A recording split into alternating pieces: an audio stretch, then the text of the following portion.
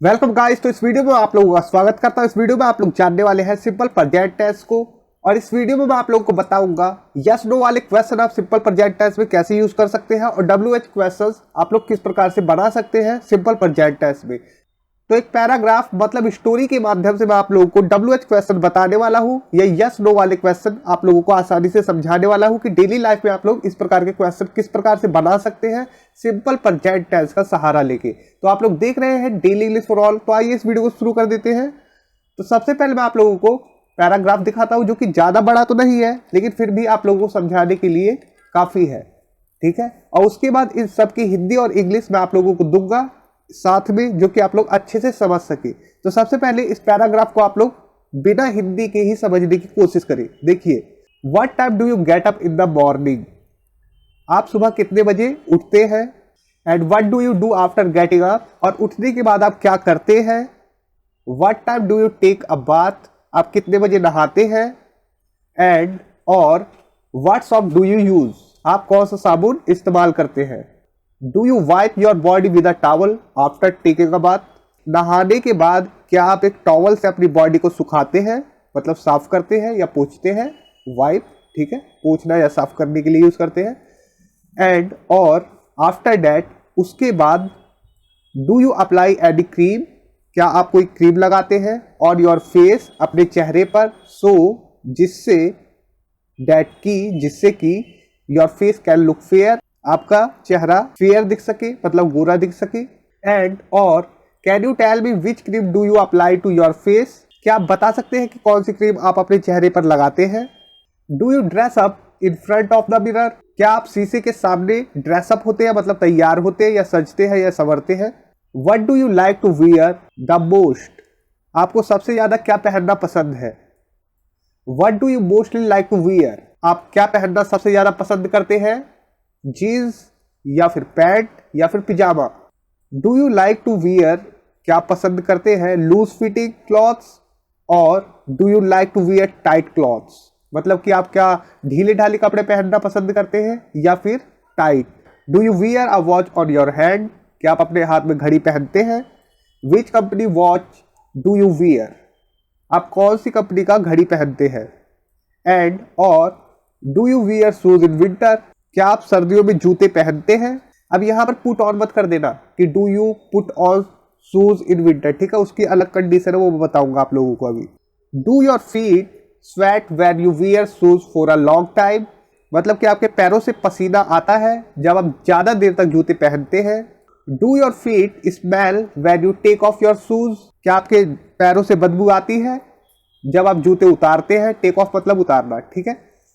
After a long time, बहुत समय बाद, ठीक है, काफी देर बाद जब आप जूते उतारते हैं। Do you take off your shoes before eating? क्या खाने से पहले आप जूते उतार देते हैं? ये सेंस है। तो ये छोटा सा पैराग्राफ है, आपको बिना हिंदी के इसे एकदम फ्लुएंट तरीके से बोलना है, वो भी मैं बताऊंगा किस प्रकार से, ठीक है। आप लोगों को हिंदी बस दिमाग में रखनी है, लेकिन बोलना तो इंग्लिश ही है। तो देखिए, अब मैं इनकी हिंदी और इंग्लिश साथ में दिखाता हूँ, और जो पुट ऑन और वियर में कंफ्यूजन है वो भी बताता हूँ। आप सुबह कितने बजे उठते हैं? What time do you get up in the morning? और उठने के बाद आप क्या करते हैं? And what do you do after getting up? ठीक है, यहां पर देखिए आफ्टर के बाद हम वर्ब की ING फॉर्म लगाते हैं, किस लिए? कुछ करने के बाद ये सेंस आता है। तो ये क्या है? आफ्टर गेटिंग अप, मतलब कि उठने के बाद। आप कितने बजे नहाते हैं और कौन सा साबुन इस्तेमाल करते हैं?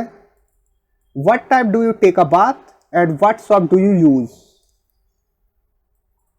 क्या आप नहाने के बाद अपने शरीर को तौलिए से पोंछते हैं?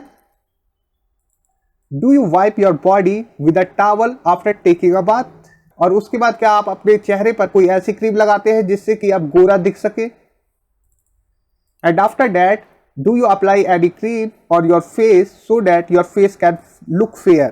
ठीक है, your face can look fair, दिख सके, मतलब इस काबिल बन सके चेहरा कि गोरा दिख सके। क्या ऐसी क्रीम है कोई जो लगाते हैं? ये सेंस, ठीक है। और क्या आप बता सकते हैं कि आप अपने चेहरे पर कौन सी क्रीम लगाते हैं?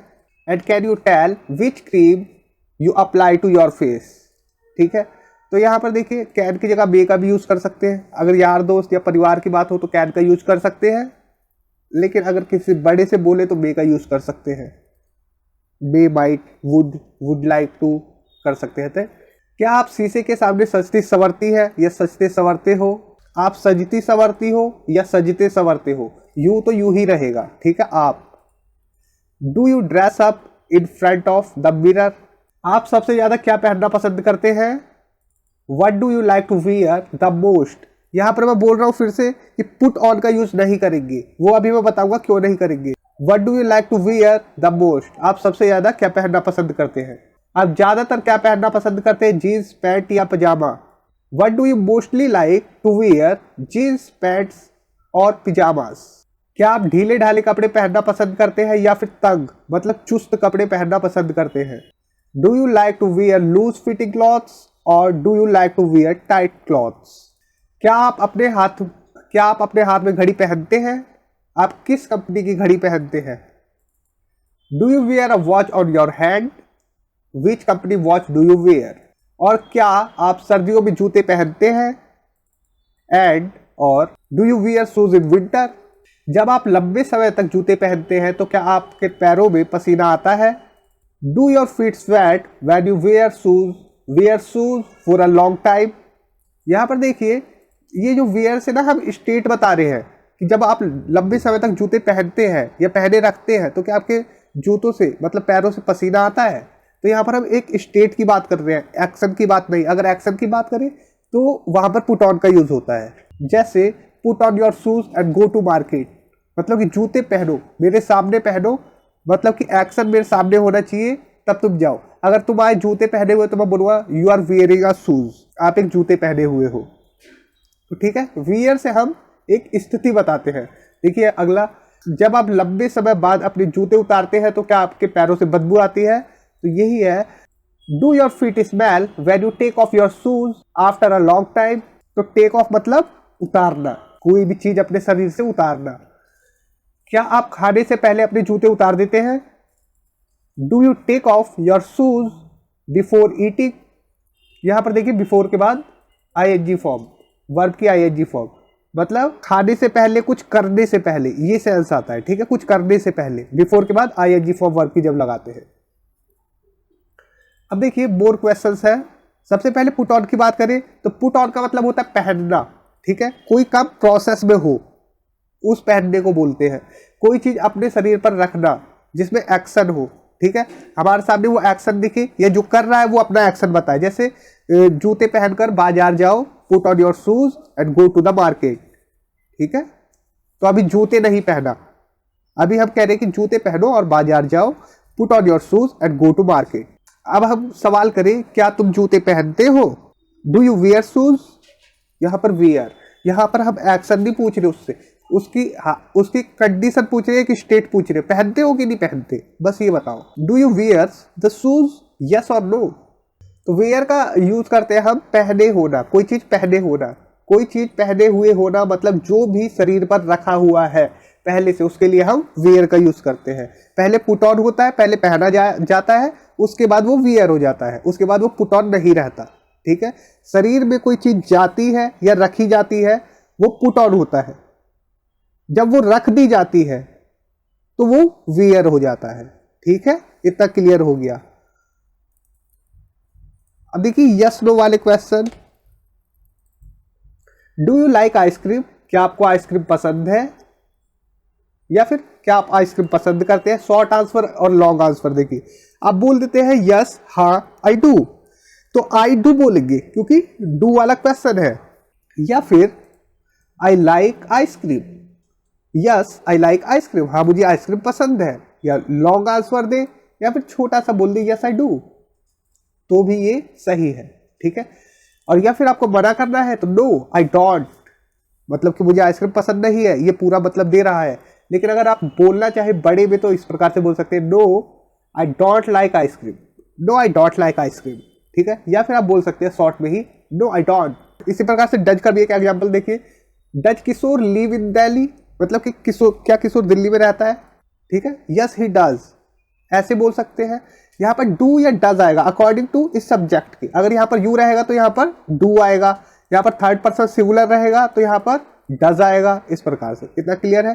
अब देखिए नो ही डजंट, मतलब कि नहीं वो यहाँ नहीं रहता। या आप पूरा बोल दे। देखिए WH question, what, which, whose, how, where, when, why और whom, ठीक है। वेयर डू यू लिव, जवाब में आ सकता है मुंबई, दिल्ली, विलेज, कुछ भी, ठीक है। तो जगह का पता करने के लिए वेयर। अब देखिए किशोर कहाँ रहता है, where does Kishore live, Delhi हो सकता है, मुंबई हो सकता है, कोलकाता हो सकता है, कहीं भी हो सकता है, ठीक है। तो वेयर मतलब कहाँ। अब देखिए किसके साथ रहते हो, ठीक है, किसके साथ रहते हो। अगर मैं कहूं तुम किसके साथ रहते हो, who do you live with, ठीक है, इस प्रकार से बनता है। और with whom do you live, ये भी सही है। अब देखिए whom का भी यूज करते हैं ऑब्जेक्ट का पता लगाने के लिए, और who का भी यूज करते हैं ऑब्जेक्ट का पता लगाने के लिए। लेकिन ये भी याद रखना, जब who का यूज करते हैं तो जो प्रीपोजिशन यूज होगी वो लास्ट में होती है, और whom का यूज करते हैं तो प्रीपोजिशन जो होती है वो पहले ही यूज हो जाती है whom से। अब देखिए एक और एग्जाम्पल दिखाता हूं। आप सुबह उठकर कहाँ जाते हो, देखिए आप सुबह उठकर कहाँ जाते हो, where do you go after getting up in the morning, ठीक है। अब देखिए आपको सुबह कौन जगाता है, तो कौन आ गया ना। अब देखिए who plus main verb, who wax you up in the morning, आपको सुबह कौन जगाता है। जब भी कौन मतलब सब्जेक्ट का पता लगाना हो तो हम हु के तुरंत बाद वो मेन वर्ब रख देते हैं, ठीक है, मेन वर्ब को रखते हैं। आपको सुबह कौन जगाता है। अब देखिए आप सुबह किसे जगाते हो, किसको, मतलब कि ऑब्जेक्ट का पता लगाना है किसको जगाते हो, तो हु उसके बाद डू या डस का यूज करेंगे। जैसे who do you wake up in the morning, पहला क्या था आपको सुबह कौन जगाता है, दूसरा क्या है आप सुबह किसे जगाते हो, मतलब तुम किसे जगाते हो, और तुम्हें कौन जगाता है, मतलब कौन मतलब सब्जेक्ट का पता लगाना है, और किसे मतलब ऑब्जेक्ट का पता लगाना है। तो जब भी ऑब्जेक्ट का पता लगाना है तो हु के तुरंत बाद डू या डस का यूज करेंगे सिंपल प्रेजेंट के सेंटेंसेस बनाने के लिए, वो भी इंटेरोगेटिव, ठीक है। या फिर आप whom का यूज कर सकते हैं, whom do you wake up in the morning, ठीक है, ये भी सही है। और ये जो है whom, ये ज्यादा ही फॉर्मल है, ये आप लोगों को राइटिंग में मिल सकता है, लेकिन who का यूज आप लोग इनफॉर्मली कर देते हैं स्पोकन इंग्लिश में, ठीक है। तुम किसके साथ खेलते हो, whom do you play with, या फिर with whom do you play, आसानी से समझ सकते हो, ठीक है। देखिए आप सबसे ज्यादा प्यार किससे करते हो, ऑब्जेक्ट का पता लगाना, या whom do you love most, या फिर आपको सबसे ज्यादा प्यार कौन करता है, who loves you the most। अब देखिए who के तुरंत बाद मेन वर्ब आ गई, कोई हेल्पिंग वर्ब नहीं, मतलब कि हमें सब्जेक्ट का पता लगाना है, कौन करता है भाई सबसे ज्यादा प्यार, who loves you the most। Ramu हर सुबह किससे मिलता है, who does Ramu meet every morning, ऐसे बना सकते हैं या फिर ऐसे बना सकते हैं, who does Ramu meet every morning। दोनों ही सही है, ये फॉर्मल है और who वाला इनफॉर्मल है, ये स्पोकन में चलता है। इतना क्लियर हो गया। हर सुबह रामू से कौन मिलता है, आप कौन, अब सब्जेक्ट का पता लगाना है, who meets Ramu every morning, तो इतने से क्लियर हो गया है, ठीक है। meets हु के तुरंत बाद मेन वर्ब का यूज हुआ है। तो इस वीडियो में इतना ही दोस्तों, उम्मीद करता हूँ ये वीडियो आप लोगों को काफी हेल्पफुल होगी। और मुझे भी कोल्ड हो रखा है, इस वजह से मैं ज्यादा हो सकता है ज्यादा क्लियर वॉइस ना निकल रही हो, लेकिन दोस्तों इस वीडियो में इतना ही। इस वीडियो में मैं एम करता हूँ सिर्फ 500 लाइक की, तो 500 लाइक तो कर ही देना, और इस वीडियो को ज्यादा से ज्यादा शेयर करें।